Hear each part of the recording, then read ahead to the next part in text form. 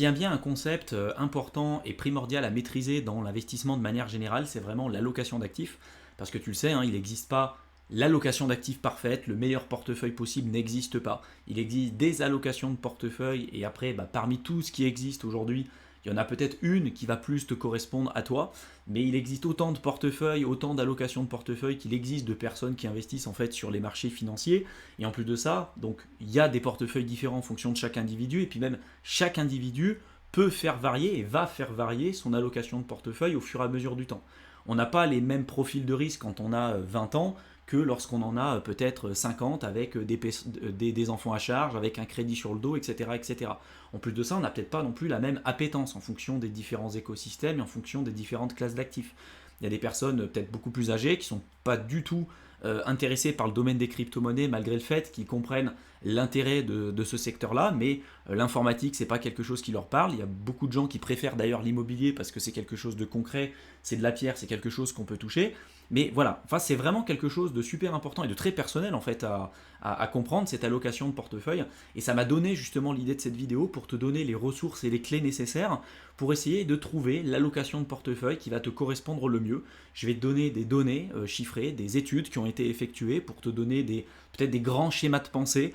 L'idée, c'est pas de te dire encore une fois, c'est ta allocation de portefeuille, c'est la meilleure, il faut que tu la choisisses parce qu'encore une fois, ça n'existe pas, mais plutôt de te donner peut-être certains réflexes, une certaine manière de réfléchir et de penser pour que tu puisses adapter tout ça et peut-être trouver in fine l'allocation de portefeuille qui va répondre à tes exigences en termes de risque et en termes de rendement. Quand on parle d'allocation d'actifs, c'est vraiment pas une décision à prendre à la légère et c'est vraiment pour moi le point le plus crucial à comprendre dans l'investissement. Parce que la plupart des personnes qui recherchent la stratégie miracle pour devenir millionnaire du jour au lendemain, que ce soit en crypto-monnaie, que ce soit sur la bourse, l'immobilier, peu importe, mais c'est surtout en crypto et puis sur la bourse, il y a toujours des personnes qui vont dire c'est quoi le meilleur portefeuille, c'est quoi les crypto-monnaies à investir, c'est quoi la stratégie miracle en gros pour devenir riche. Et en fait, malheureusement, si on ne comprend pas les bases, si on ne sait pas comment gérer notre risque, si on ne sait pas, on ne maîtrise pas en réalité ce qu'on fait, de toute façon, ça ne servira à rien. Et ce que j'explique tout le temps sur cette chaîne YouTube, c'est que la stratégie idéale, que l'allocation de portefeuille idéale ou la meilleure allocation de portefeuille n'existe pas. Il existe des allocations de portefeuille, il existe des idées pour pouvoir peut-être investir notre capital avec différentes classes d'actifs qui existent, mais après il faut trouver celle qui va te correspondre à toi aujourd'hui à l'instant T. Pour plusieurs raisons. Parce que déjà, on n'a pas tous le même profil de risque, on n'a pas tous le même capital à investir, on n'a pas tous les mêmes objectifs, on n'a pas tous la même situation personnelle et on n'a pas tous le même horizon d'investissement. Et pas aussi la même manière d'investir et la même gestion de portefeuille. Il y en a qui vont vouloir plutôt faire de la gestion active, même si ce n'est pas forcément ce que je préconise, mais il y en a qui vont vouloir faire de la gestion active, d'autres qui vont plutôt faire de la gestion passive. Il y en a qui vont être plutôt attirés par certaines classes d'actifs, comme par exemple les crypto-monnaies, d'autres qui vont être plutôt sur quelque chose de concret, comme par exemple la pierre avec l'immobilier. Il y en a qui vont préférer la bourse. Et donc tout ça aussi, ça va jouer. Donc ça déjà, la base, c'est vraiment comprendre que l'allocation idéale, le portefeuille idéal, ça n'existe pas. Donc ça, tu peux te le sortir de la tête. Il existe des allocations de portefeuille, il existe plusieurs portefeuilles différents, il existe des stratégies différentes et des approches différentes. Maintenant, il va falloir réfléchir à celle qui va te correspondre le plus. Et après, une fois que tu auras compris toutes ces bases-là, tu pourras l'adapter à ta situation personnelle et tu pourras faire varier cette allocation de portefeuille et cette gestion de portefeuille au fur et à mesure du temps. Parce que c'est pas la même chose d'investir quand tu as 20 ans, quand tu viens juste d'avoir ton premier emploi salarié, que tu as peut-être quelques milliers d'euros à investir, que tu n'as pas un crédit sur le dos, que tu n'as pas des enfants à charge, etc. etc. Ou alors quand tu auras peut-être 50 ans et que tu as plusieurs centaines de milliers d'euros à investir avec un crédit sur le dos, avec peut-être pas du tout les mêmes contraintes salariale, avec des enfants en bas âge, etc., etc. Donc tout ça, ça va être amené à varier. Donc ta situation, toi aussi à titre personnel, elle va être amenée à varier. Et ton allocation que tu auras aujourd'hui sera sans doute pas celle que tu auras demain.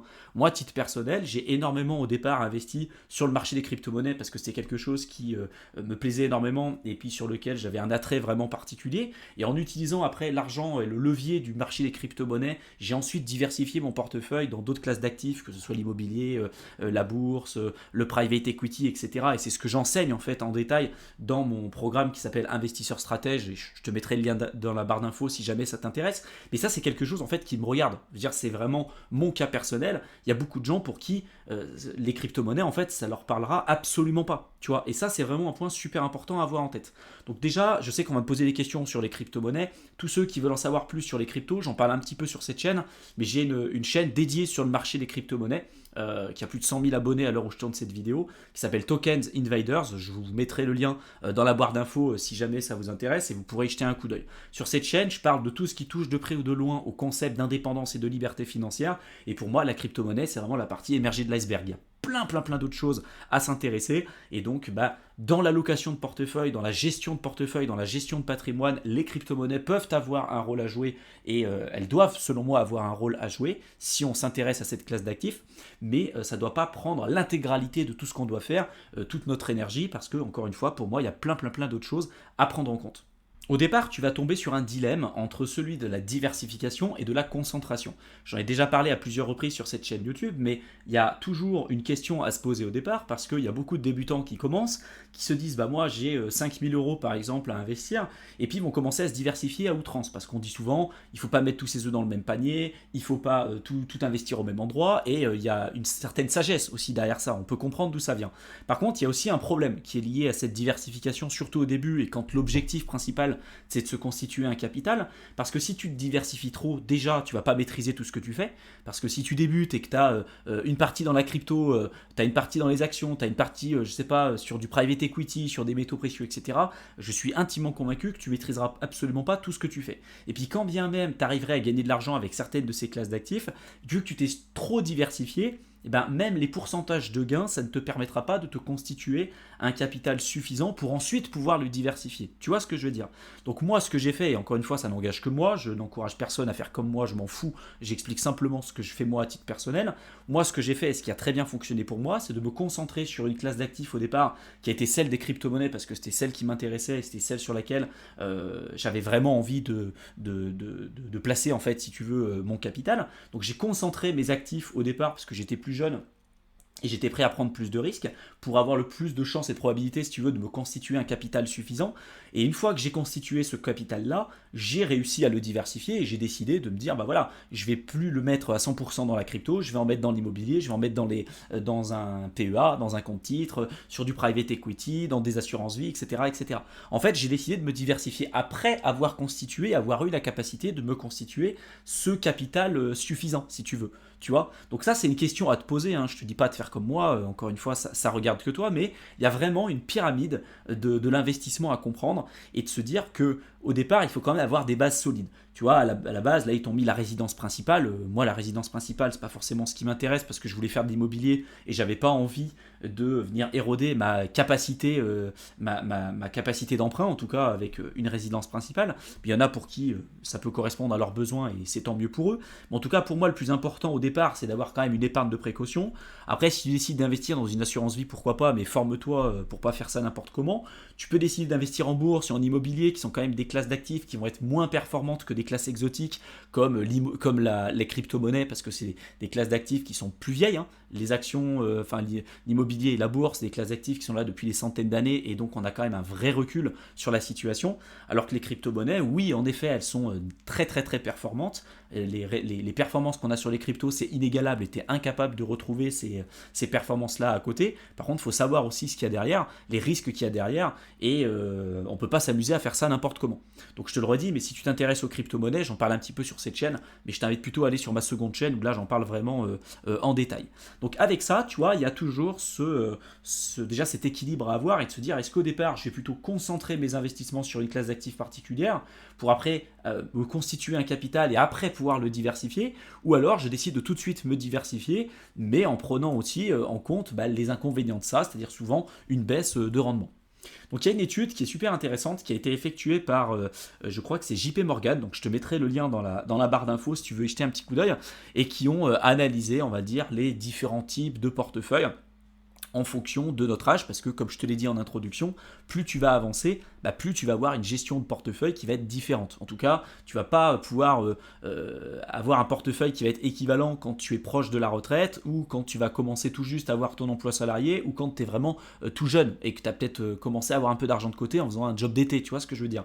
Donc ça, c'est super important, et du coup, en général, et c'est ce qui est présenté sur l'étude de JP Morgan, c'est de se dire, plus on est jeune, plus on doit être agressif dans notre capacité d'investissement, parce qu'on est prêt à prendre plus de risques, parce que souvent on n'a pas d'attache, parce que souvent on n'a peut-être pas des enfants, souvent on a plus de temps en notre faveur pour pouvoir éventuellement rattraper les erreurs qu'on aurait pu faire quand on est jeune, alors que si on est proche de la retraite et qu'on se dit je vais être agressif, je vais tout mettre sur des crypto-monnaies, tu peux tout perdre comme ça du jour au lendemain si tu fais pas les choses correctement, et là pour récupérer ton erreur, tu peux toujours courir. Donc tu vois, c'est vraiment un point super important à avoir en tête.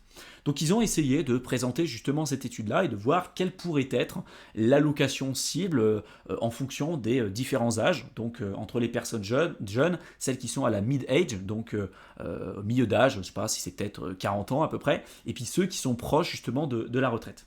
Ce qu'on remarque, c'est que les portefeuilles cibles, là c'est des idées, encore une fois, t'amuses pas à copier juste ce qu'ils ont mis là en te disant c'est bon, c'est ça, c'est la meilleure allocation de portefeuille. J'espère qu'à ce stade de la vidéo, et puis si tu me suis depuis un certain temps, tu as compris que c'était pas comme ça que ça fonctionnait. Mais en gros, là ils te disent, t'es jeune, t'es prêt à prendre plus de risques.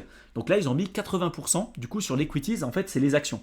Donc, les actions, on sait que c'est justement l'actif qui est le plus performant si on exclut les crypto-monnaies, qui est encore aujourd'hui très très jeune pour avoir un vrai recul sur les événements. Mais on peut dire que les actions, c'est aujourd'hui parmi les classes d'actifs, on va dire la classe d'actifs la plus performante entre l'immobilier, le crowdfunding, etc., etc. Donc là, il y a 80% du coup sur des actions, avec 40% sur des actions US, 15% sur des actions européennes, 20% sur par exemple le Japon, ou certains pays par exemple émergents, en exclusion, là c'est l'exclusion, on va exclure le Japon, et là on va prendre par exemple le Japon, parce que le Japon c'est quand même un cas très particulier. Et puis à côté on va mettre 20% sur des obligations. Donc les obligations, ça peut être des obligations à haut rendement, donc avec plus de risques, et puis des obligations sur des marchés émergents, et puis là des obligations par exemple sur les bons de trésor américains qui sont censés être moins risqués. C'est le portefeuille un petit peu 60-40 que je t'ai déjà présenté. Souvent on dit quand tu débutes, tu vas avoir plus d'actions que d'obligations, et puis plus tu vas avancer, plus tu vas avoir une part d'obligations qui va être importante. Pour moi, l'erreur que tu risques de faire en fait si tu es débutant, c'est peut-être d'avoir une part en obligation ou en actif qui va être pas suffisamment performant sur le long terme, surtout quand tu es jeune, sur les périodes où tu dois être notamment le plus agressif possible pour arriver à te constituer ce capital. Et une fois que tu as réussi à se constituer ce capital, là tu vas vouloir le protéger. Et donc là, tu vas devoir le diversifier et peut-être décider d'avoir des stratégies plutôt de rendement à dividende ou peu importe, tu vois. Mais au départ, il va falloir plutôt avoir une stratégie de capitalisation pour pouvoir te constituer un capital et après décider de le diversifier pour générer des revenus par la suite, pour que ton argent travaille pour toi. Mais il y a beaucoup de personnes qui se disent moi je veux développer des revenus passifs, je veux que mon argent travaille pour moi. Ouais, mais si tu as 2000 euros, ça sert à rien. Tu vois ce que je veux dire? Au départ, il faut te constituer un capital. Et si tu arrives à générer un capital, par exemple, je te dis des bêtises, mais de 500 000 euros, tu n'auras pas besoin de prendre des risques qui seront démesurés. Parce que même si tu as des rendements de l'ordre de 4 à 5%, 4 à 5% sur 1 million, 2 millions d'euros ou 500 000 euros, c'est pas la même chose que d'avoir 5 ou 6% sur un portefeuille de 2000 euros. Ou même du 30% sur un portefeuille à 2000 euros. Ça n'a rien à voir. Tu vois, c'est toujours en valeur nominale, c'est super important de l'avoir en tête. Donc tu vois que plus on va avancer en fait avec l'âge, plus on va diminuer notre part dans l'equities, donc sur les actions, au profit des obligations, parce que c'est censé, théoriquement, on peut se poser la question encore aujourd'hui, mais les obligations, c'est censé être l'actif qui est le moins risqué, et qui te permet d'avoir des rendements fixes. Donc souvent, c'est des rendements qui sont moins intéressants que celui des actions, mais ça a quand même le mérite d'exister et d'avoir ces éléments-là en tête. Donc tu vois, on a du coup plus d'obligations, et là pareil, plus on va se rapprocher de la retraite, plus on va diminuer la part d'actions au profit des obligations. Là, au départ, on avait 20% d'obligations contre 65% quand on est proche de la retraite, tu vois. Et du coup, en dessous, si tu analyses les résultats, on se rend compte que quand on est jeune, là, on a des rendements avec ce genre de portefeuille de l'ordre de 6,6% annualisés sur une période de 15 ans, contre 6,9% pour ceux qui sont au milieu d'âge. et contre 6,3% pour ceux qui sont justement proches de la retraite.